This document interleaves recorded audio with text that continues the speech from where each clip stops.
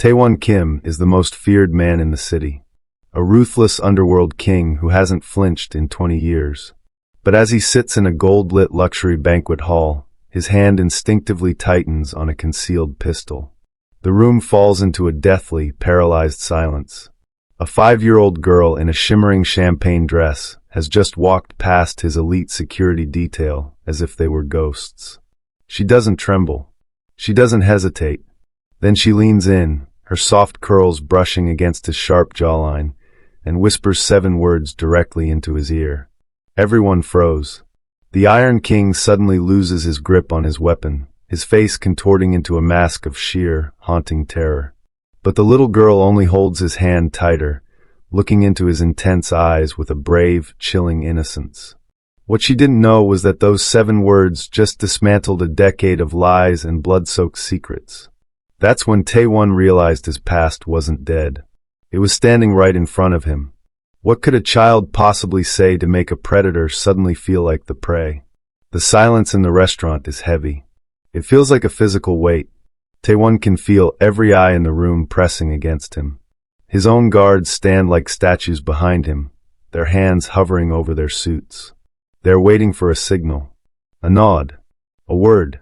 But Taewon can't move. The girl is still leaning close. Her small hand is warm against his cold, expensive suit. Then she says it. The white lilies are blooming in the basement again. The words are soft, innocent. But to Taewon, they land like a gunshot. His heart stops. Then it thrashes against his ribs like a trapped animal. 20 years ago, a fire took everything. He saw the smoke. He smelled the lilies. He was told his little sister was gone forever. He had built an empire of blood, just to bury that pain. Now this little girl is standing here, speaking a secret that died in the ashes. Taewon's face turns a ghostly white. He looks vulnerable. He looks human. That's when he notices the movement at the table to his left. A rival boss is subtly tilting a phone, recording. In this world, a moment of shock is a death sentence. If he looks weak for 1 more second, the sharks will strike. Boss! His head guard Jinho whispers. His voice is tight, dangerous. Taewon snaps back. He forces his features into a mask of stone. The Iron King returns. But his eyes stay fixed on the girl. Who told you that? Taewon asks. His voice is a low growl. The girl doesn't flinch. She just smiles, a brave, trusting smile. The lady with the pretty locket, she says. Taewon's hand shakes, just a fraction. He hasn't allowed himself to feel fear in decades. But right now his knees are weak. He can't show it. Not here. Not in this fishbowl. He stands up abruptly. The chair screeches against the marble floor. The sound makes everyone jump. A waiter drops a tray of glasses. They shatter. Taewon doesn't care about the mess. He doesn't care about the recording phones. Clear the room, he commands. The guards move instantly. They push shocked guests toward the exits. The restaurant becomes a blur of black suits and gold lighting. What he didn't know was that someone was watching from the security cameras upstairs. Someone who wasn't a rival. Taewon reaches down and takes the girl's small hand in his. It is a gesture of protection he hasn't shown anyone in his entire life. We're leaving, he tells her. Is the lady there? She asks. He doesn't answer. He leads her toward the private exit, his mind a storm of questions. Is this a trap? Is it a miracle? Or is it a ghost coming back to haunt him? As they reach the heavy steel doors, Jinho stops him. Boss, the cars are ready. But there's a problem. Taewon looks at him. Speak. Jinho holds up a tablet. It shows a live feed of the restaurant entrance. A black car is idling at the curb. A man in a gray suit steps out, leaning on a cane. Chairman Han. Taewon's mentor. The man who taught him how to be a monster. He wasn't supposed to be here for another week. The chairman looks directly at the camera and smiles. He knows the girl is there. Taewon looks down. He sees a small gold locket hanging from the girl's neck. He realizes with a jolt of terror that he knows exactly who that locket belongs to. His name isn't something she knows yet. She just calls him the man with the kind eyes. Her mama told her that if she ever got lost, she should find him. that he would remember the flowers. She found him. He remembered. Now she holds his hand as they run. The armored sedan tears through the rainy streets of Seoul. Inside, the air is thick with expensive leather and cold sweat. Taewon sits in the back, his eyes fixed on the small girl beside him. Jinho sits up front, hand white-knuckled on his weapon. "Boss, we shouldn't go to the main villa," Jinho says. "Chairman Han is already there. It's a trap." "Take us to the warehouse in District 7, Taewon says. "The one no one knows about." The car swerves sharply. The girl doesn't cry out. She just watches the city lights blur past the window, clutching something tightly against her chest. They arrive at the safe house, a concrete fortress hidden behind an old shipyard. The heavy iron doors groan shut behind them. "Interrogate her, boss," Jinho urges as they step into the dim light. "She walked through our lines. Someone sent her." Taewon turns on his lieutenant. The look in his eyes is enough to make the younger man step back. "She is a child," Taewon growls. "Leave us." The guards hesitate. Then they retreat into the shadows of the hallway. Taewon kneels on the cold floor. He is a man who hasn't knelt for anyone in 20 years. He gently reaches for the girl's hand. "Show me what you are holding," he says. She slowly opens her small palms. Resting there is an old, tarnished silver locket shaped like a heart with a small dent on the left side. Taewon's breath hitches. He recognizes that dent. He made it himself when he was 10 years old, dropping it while trying to hide it from their father. This locket belonged to his sister Hannah. It was supposed to be at the bottom of a burned-out basement. It was supposed to be ash. "Where did you get this?" he whispers. His voice cracks. "The lady," the girl says softly. "She said you'd remember the secret inside." His fingers tremble as he touches the cold metal. For 20 years he believed he was alone in the dark, but a tiny flicker of hope begins to burn in his chest. Could she really be alive? He tries to pry it open. It's stuck, fused shut by time or heat. Suddenly his phone buzzes violently. A red alert notification from his territory managers. "Boss," Jinho's voice crackles over the intercom. "The snakes are moving. They heard you fled the restaurant with a kid. They think you've gone soft. 3 of our warehouses are under fire." Taewon ignores the report. He is staring at the back of the locket. Under the grime, he sees fresh scratches. They aren't random. They are coordinates. He grabs a nearby letter opener and forces the seam. The metal groans and finally snaps open. There is no picture inside. Instead, there is a tiny glowing green light. A microchip. This isn't old. This is high-level military hardware. "Is the lady in pain?" he asks. The girl looks at the chip, then back at him. Her face goes pale. "The man with the cane," she whispers. "He's coming to take the light back." Outside, the screech of tires echoes through the shipyard. The chairman didn't go to the villa. He followed them. The shipyard screams with the sound of tires and rain. Taewon slams the letter opener onto the table. "Jinho, get the tech specialist in here now." A man in a lab coat scurries out from a back room. He looks at the chip. He looks at the child. His hands are shaking. "Scan it," Taewon orders. "I want to know where it came from." The specialist plugs the chip into a monitor. Lines of green code begin to fly across the screen. But Taewon isn't looking at the screen. He's looking at the girl's shoes. They are scuffed, covered in mud and city grime. The satin of her dress is torn at the hem. "She didn't come from a car," he says. The specialist looks up, his face pale. "Boss, I've checked the city's facial recognition cameras. She didn't just appear at the restaurant. She walked 3 miles, through the back alleys and the construction zones. A 6-year-old girl walked 3 miles through the most dangerous parts of Seoul. Alone." The specialist hits a key. A map of the girl's route appears. "She didn't wander, boss. She took the shortest path. She knew exactly where you would be every minute of the night."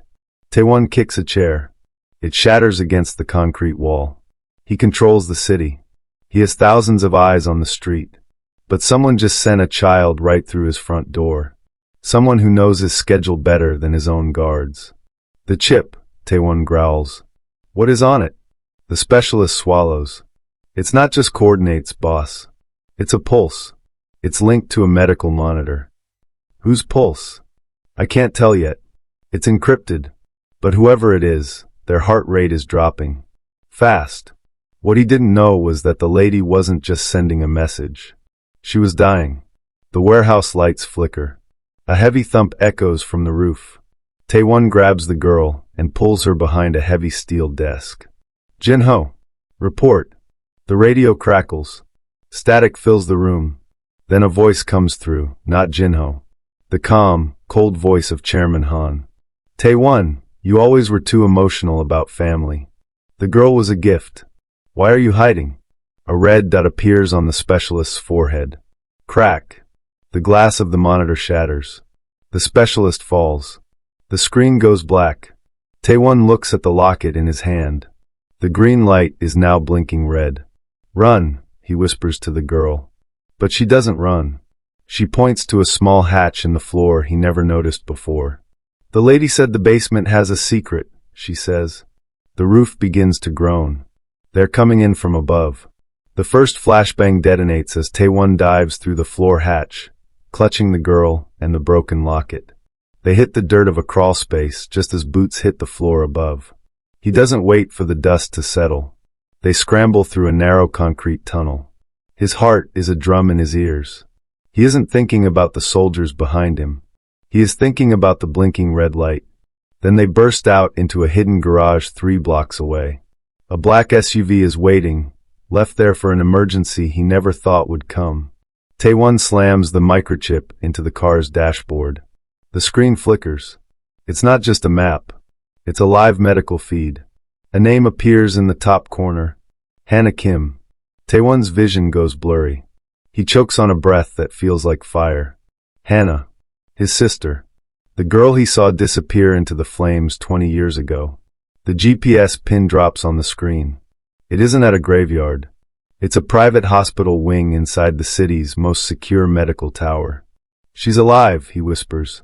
The words feel like a sin. For 2 decades he had lived as a monster. He had killed and burned and crushed his enemies in her name. He had convinced himself his soul died with her in that basement. But the heart monitor on the screen is still ticking. Thump, thump, thump. The lady is waiting, the girl says. Taewon grips the steering wheel so hard the leather cracks.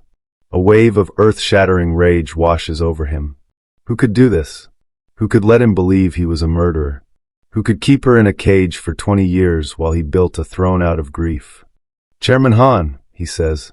Not a question. An answer that has been waiting 20 years to exist. The man who took him in. The man who comforted him after the fire. The man who groomed him to be the most ruthless killer in Korea. It was all a lie. He hadn't been saved by the chairman. He had been harvested. What he didn't know was that Hannah wasn't just hidden. She was the reason the chairman owned the city. He is a monster created for a ghost. Taewon floors the accelerator. The SUV screams out of the garage. The pressure in his chest is unbearable. He feels the weight of every life he took to avenge a sister who was still breathing. They reach the medical tower, a fortress of glass and steel. Taewon doesn't use the front door. He drives the SUV straight through the glass lobby. Alarms blare. Security guards swarm. The elevator opens at the very top floor. The hallway is silent. It smells like lilies and bleach. He reaches room 909. His hand trembles on the handle. He opens the door. A woman is lying in a bed. Pale. Fragile. But she is Hannah. She turns her head slowly. Her eyes find his. Taewon, she whispers. He falls to his knees by the bed. The Iron King is gone. There is only a broken boy who spent 20 years becoming a monster for nothing. Hannah's hand reaches out and touches his face. Her skin is ice cold. You have to leave, she gasps. I'm taking you home, he says. She shakes her head. She points to the monitor beside her bed. The pulse is flatlining. I'm not the one they're keeping alive, brother, she whispers. The door behind him clicks shut. A lock engages. A voice comes over the room's intercom. The chairman. Welcome home, Taewon. I've been waiting for you to finish the circuit. The intercom hisses with Han's cold laughter. Taewon grips Hannah's hand. Her skin feels like paper. Her eyes are glassy. You kept her like this, he says. For 20 years. I kept her alive, the chairman's voice crackles. And I kept you sharp. A man with nothing to lose is a man who can conquer the world. Taewon looks at the 4 drip. The clear liquid feeding into his sister's arm isn't just medicine. It's a sedative. The chairman hadn't just hidden her. He had drugged her into a living ghost just to keep Taewon hungry. Every victory Taewon won, every rival he crushed, every year of violence built on this lie. The pressure in the room rises. Taewon hears the click of safeties coming off in the hallway. If he kills Han now, his empire falls. His men will scatter. His enemies will burn this hospital to the ground with Hannah inside it. But if he stays quiet, his sister dies in this golden cage. Boss. Jinho's voice comes through his earpiece, faint and strained. The chairman's personal guard is at the door. We're outnumbered. Taewon looks at the girl. She is standing by the window, not looking at the guns. She is looking at the medical monitor. The Iron King mask is crumbling. He doesn't care about the territory anymore. He just wants this little girl to be safe. Get behind me, he tells her. The lady says the shadow is tall, she whispers. But the shadow can't breathe without the light. Taewon follows her gaze. He notices a secondary tube connected to Hannah's machine. It doesn't go to her body. It goes into the wall. This room isn't just a hospital ward. It's a control center. Whatever Hannah is connected to, whatever has been running through her, it feeds something much larger than one woman in one bed. Taewon, the chairman says over the intercom. Walk out now. Leave the girl. Leave the ghost. You can still be the king of Seoul. Taewon looks at Hannah. A single tear tracks down her pale cheek. She is trapped in a nightmare he helped build without knowing he was building it. A bullet shatters the glass panel in the door. The guards are losing patience. Is there another way out? Taewon asks the girl. She points to the woman in the bed. She has the key, the girl says quietly. But she's too tired to hold it. Then the heart monitor begins to beep frantically. Hannah's eyes fly open. They aren't glassy anymore. They are full of fire. Taewon, she gasps. The ledger. It's not a book. That's when the lights in the entire medical tower go black. The backup generators don't kick in. The chairman's voice cuts out. What he didn't know was that Hannah had been waiting. 20 years of waiting, every day a calculation, for the moment Taewon would touch the locket and trigger the final override she had hidden inside it the only way she could. In the sudden darkness, Taewon hears the heavy door lock click open. Go, Hannah breathes. Taewon picks the girl up and charges into the black hallway. But as he reaches the stairs, he sees a flashlight beam. It isn't a guard.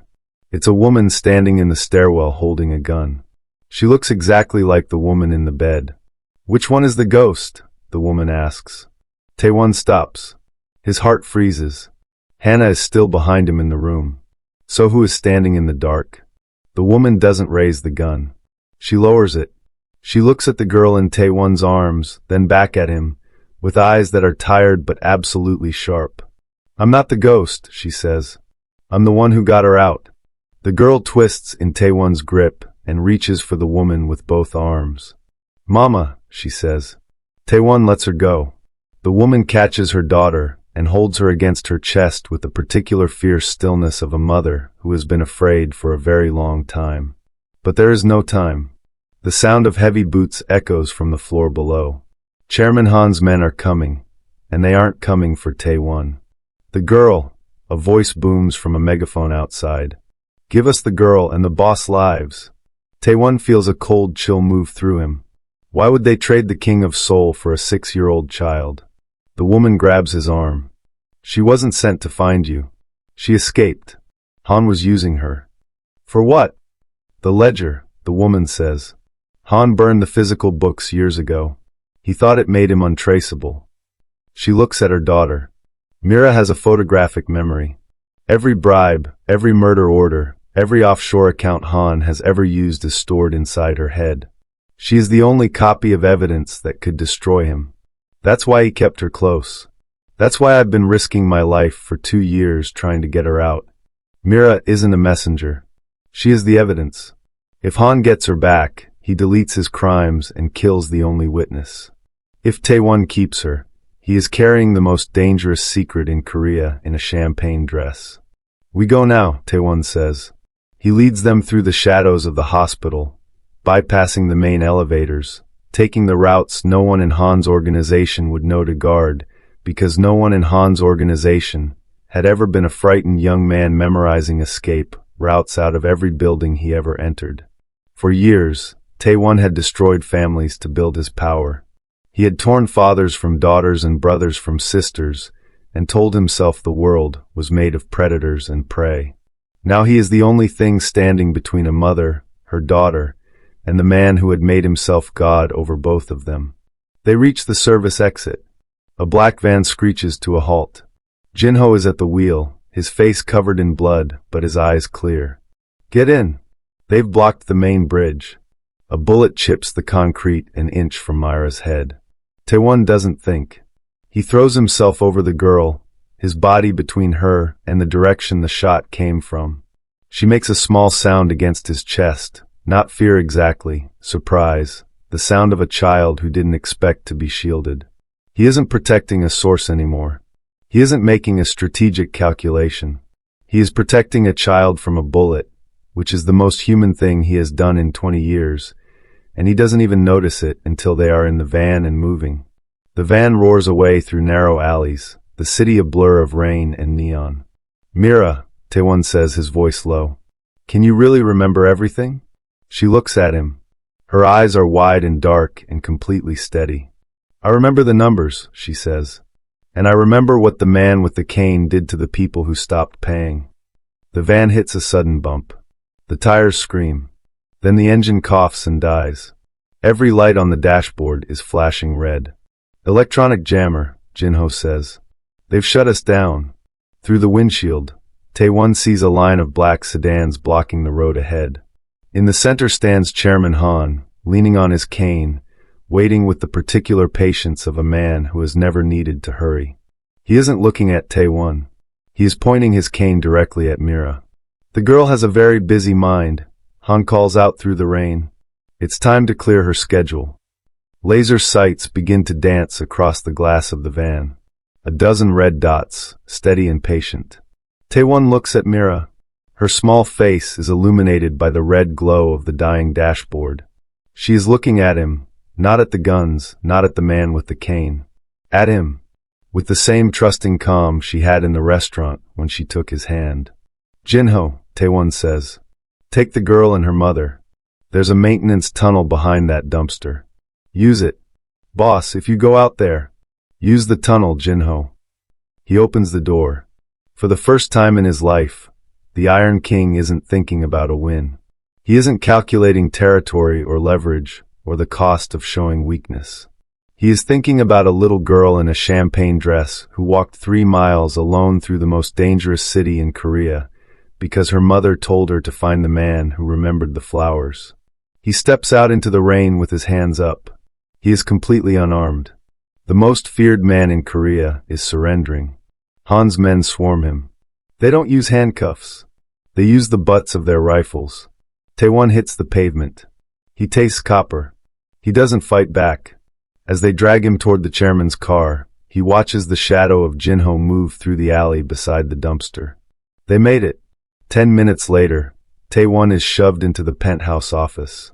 A room of glass and cold marble. Chairman Han sits behind the desk, his cane resting against his knee, looking at the man he created the way a sculptor looks at a finished piece. You look small, Taewon, Han says. Submission doesn't suit you. Taewon wipes blood from his lip. Let them go. You have me. I don't want you, Han laughs. I want the ledger. I want the girl. He slides a document across the desk. A full confession listing every crime Taewon ever committed. Sign this, Han says. Tell me where the girl is hiding. Do that, and I'll let you live on a private island. You can retire in peace. Taewon looks at the pen. He looks at the man who took him in when he had nothing, comforted him when his sister burned, shaped him into a weapon, and aimed him at every enemy the chairman needed eliminated. 20 years of purpose. All of it a constructed lie. And if I don't? Taewon asks. Then your sister's life support is turned off in 10 minutes, Han says. And my men will find the girl. They will be much less gentle than you. The clock on the wall ticks. Steady, unhurried, indifferent. Taewon feels the last of his pride release. Not break, not shatter, but simply release, the way a fist opens when a man finally decides he is done holding on. He isn't a boss anymore. He is a brother. He is a man who held a child over a bullet without thinking about it. He picks up the pen. His hand is steady. I'll give you everything, he says quietly. Just keep her away from this life. He isn't signing for his own survival. He is signing his own death warrant to buy them 40 more minutes. It's the most honest transaction he has ever made. He sets the pen down. Chairman Han's phone rings. The color leaves the old man's face as he listens. His eyes go to Taewon. His mouth opens. What do you mean the room is empty? Han screams. Taewon feels something happen in his chest. Something loosening. He smiles, and the blood on his teeth doesn't diminish it at all. The lady told me a secret, Han, he says quietly. The basement isn't the only place where things bloom. The massive window behind the chairman shatters inward. A grappling hook thuds into the mahogany desk. It isn't the police. It isn't his own guards. Taewon looks up and sees a small figure standing on the balcony in the rain. Mira isn't hiding. She came back, and she is holding a tablet glowing with thousands of lines of code, her curls flattened against her face by the wind, her champagne dress soaked through, looking exactly like someone who has been waiting her entire short life to use what she knows. Uncle Tae, she shouts over the howling wind. I found the ghost's heart. She walks straight through the shattered window into the room, past the rifles, past the men who have spent years being paid to frighten people, and she leans up to Taewon's ear exactly the way she did in the restaurant. The light is 07229, she whispers. Taewon's fingers move across the tablet. He hits enter. On the giant wall of monitors, Chairman Han's empire begins to bleed. Thousands of offshore accounts turn to zero. Millions of dollars vanish into the digital dark. Decades of bribes, murder orders, and financial crimes that Mira had carried inside her head like a library she never asked to hold.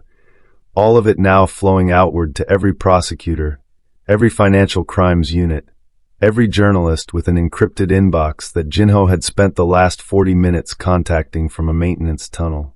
The chairman's head of security looks at his phone. Then at Han. The payroll account is empty, the guard says. The Cayman funds are gone. It's a glitch. Han shrieks. Kill them now. The guards lower their weapons. They are loyal to a paycheck, and the paycheck is gone. You're finished, Han, the lead guard says, and turns his back on the old man. It is the most damning gesture in the room. That is when the chairman loses everything that remained of his composure. He pulls a small silver pistol from his vest pocket with a shaking hand. He isn't aiming at Taewon. He is aiming at Mira. Crack. Taewon doesn't calculate. He doesn't weigh the cost. He throws himself over the girl and becomes a wall of black suit and muscle between her and the gun, and he feels the shot hit his shoulder, and then his side like two punches from something made of fire. He doesn't go down. Not yet. Go, he roars, shoving Mira toward the broken window. Run to Jinho. Now. Uncle Tae, she cries. Go. A chaotic reckoning erupts in the room. The guards who stayed are fighting Han's remaining loyalists. The penthouse is a storm of glass and lead in 20 years of reckoning arriving all at once. Taewon crawls toward the balcony. His leg is dragging. The cold is coming in from somewhere he can't locate. He feels it the way a man feels the tide coming in while he is lying on the beach. Slow, patient, indifferent. He sees Han standing over him, face twisted into something that has stopped looking human, raising the gun for a final shot.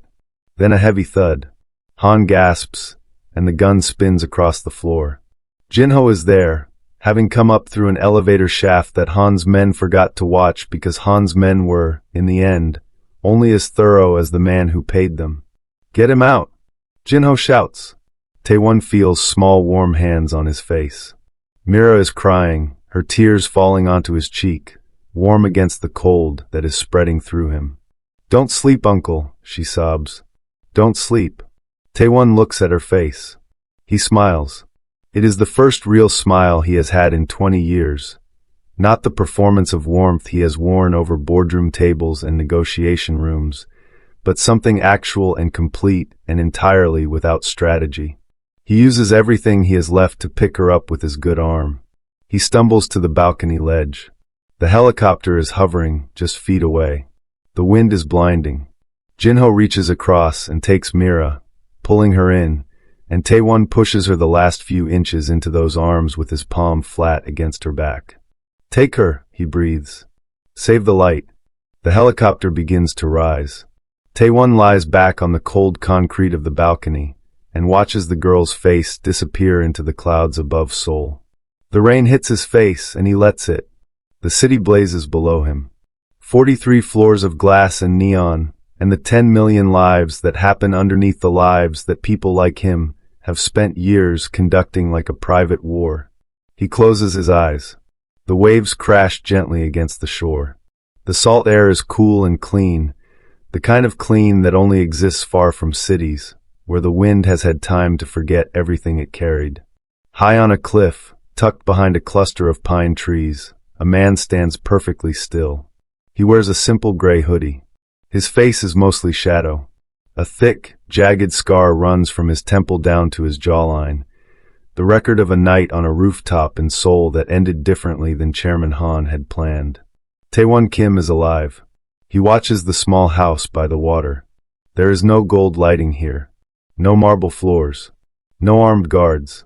But his hand still rests on the grip of the pistol at his waistband, because some habits take longer to leave than others, and this one kept him breathing long enough to stand on this cliff.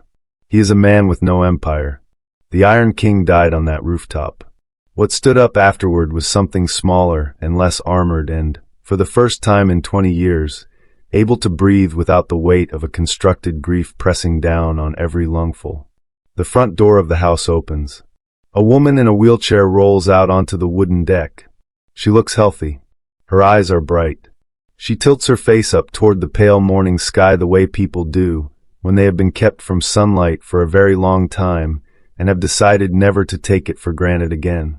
Beside her, a young girl in a simple yellow sundress is dancing.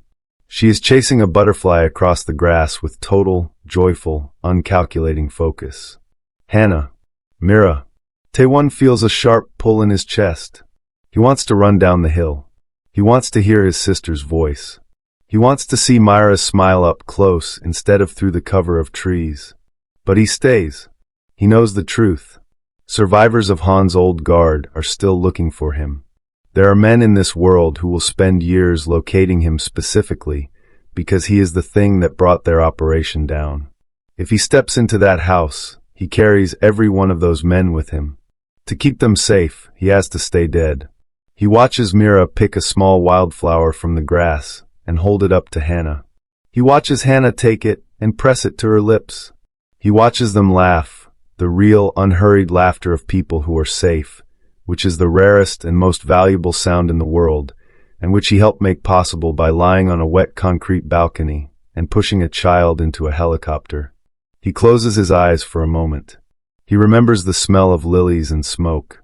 He remembers the weight of a gun in his hand in a restaurant that went completely silent.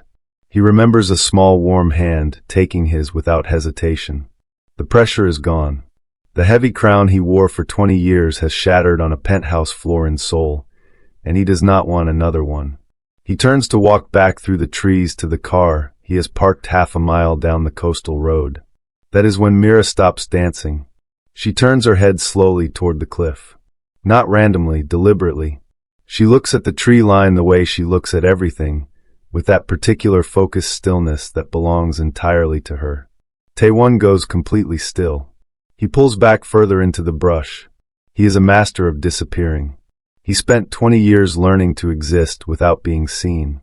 A crow flies out of the branches above him, startled by his movement. Hannah looks up. What is it? The girl doesn't point. She doesn't call out. She just smiles at the dark line of trees, that same brave, trusting smile she had in the restaurant when she took the hand of a man every other person in the room was terrified of. Nothing, Mama, Mira says. I just wanted to say something. She leans forward and whispers into the wind. The sound carries up the hill, light as sea air. Thank you, Uncle.